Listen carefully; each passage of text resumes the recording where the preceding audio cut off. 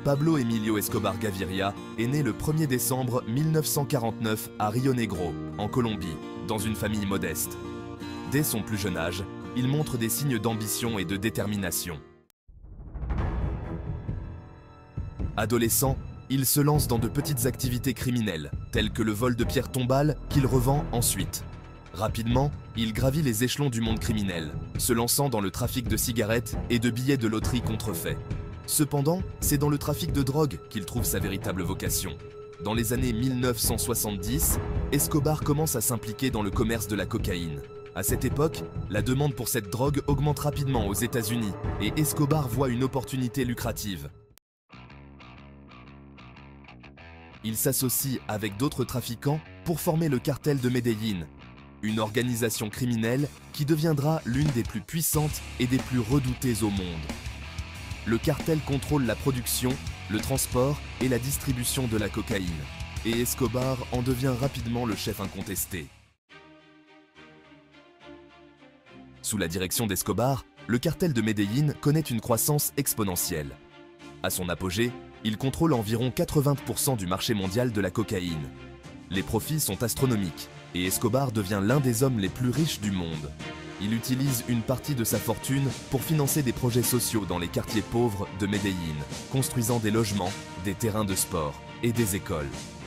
Cette générosité lui vaut le surnom de Robin des Bois et lui assure le soutien de nombreux habitants de la ville.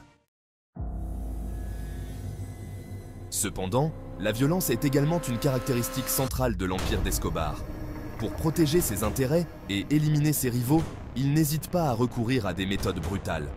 Les assassinats, les enlèvements et les attentats à la bombe deviennent monnaie courante. Escobar est également responsable de la mort de nombreux policiers, juges et politiciens qui tentent de s'opposer à lui.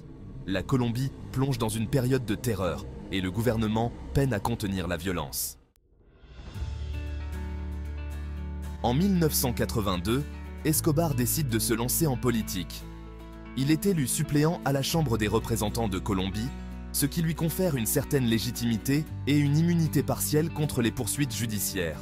Cependant, son passé criminel finit par le rattraper, et il est contraint de démissionner en 1984, après que le ministre de la Justice, Rodrigo Lara Bonilla, révèle ses liens avec le trafic de drogue.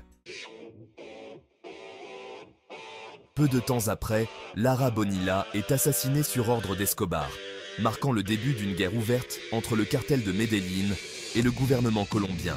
Face à la pression croissante des autorités colombiennes et américaines, Escobar adopte une stratégie de terreur pour dissuader ses ennemis.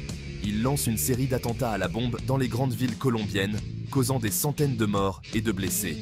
En 1989, il fait exploser un avion de la compagnie Avianca, tuant les 107 passagers à bord dans une tentative d'assassiner un candidat à la présidence.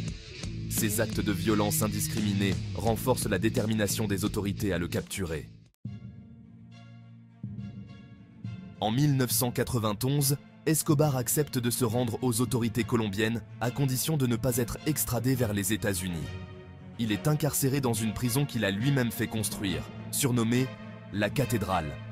Cette prison luxueuse est équipée de toutes les commodités, et Escobar continue de diriger son empire depuis l'intérieur. Cependant, en 1992, les autorités découvrent qu'il utilise la prison pour orchestrer des meurtres et des enlèvements.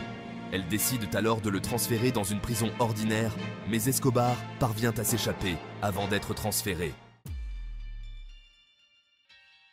Commence alors une chasse à l'homme de grande envergure. Les autorités colombiennes, avec l'aide des États-Unis, mettent en place une unité spéciale, le bloc de recherche, pour traquer Escobar.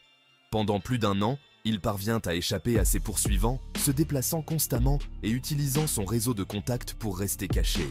Cependant, le 2 décembre 1993, il est finalement localisé dans une maison de Medellín. Lors d'une fusillade avec la police, Escobar est abattu alors qu'il tente de s'échapper par les toits. La mort d'Escobar marque la fin d'une ère de terreur en Colombie. Mais elle ne met pas fin au trafic de drogue.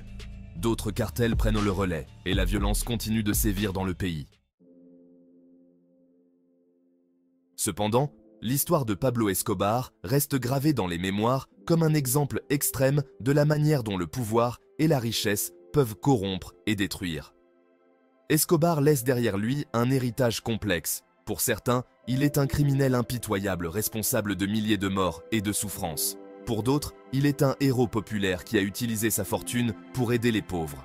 Cette dualité est reflétée dans la culture populaire, où Escobar est souvent dépeint à la fois comme un méchant et un anti-héros. Des séries télévisées, des films et des livres continuent de raconter son histoire, fascinant des millions de personnes à travers le monde. L'impact d'Escobar sur la Colombie est indéniable. Son règne de terreur a laissé des cicatrices profondes dans la société colombienne, et les efforts pour éradiquer le trafic de drogue continuent de mobiliser d'énormes ressources.